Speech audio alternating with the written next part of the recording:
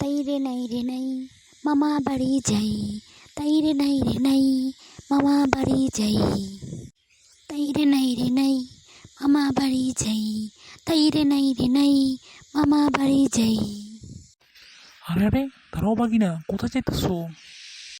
আসসালামু আলাইকুম মামা, কেমন আছেন?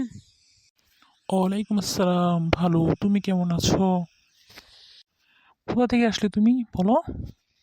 না মামা, আমি তো খেলতে গিয়েছিলাম, বাসায় ফিরছি।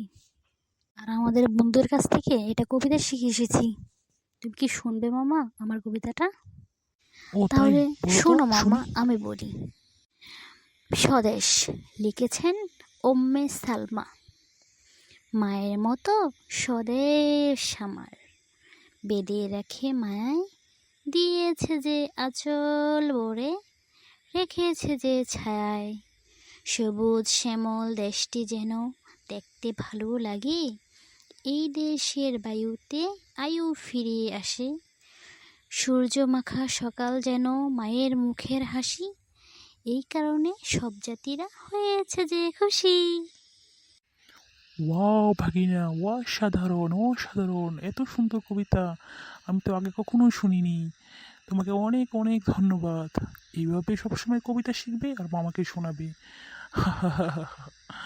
বেঁচে থাকো, বেঁচে থাকো, আল্লাহ তাআলা তোমাকে নেক হায়াত দান করুক। তো চলো এখন বাসায় যাই। চলো এখন বাসায় যাই। ঠিক আছে মামা, চলো। হা হা হা হা হা।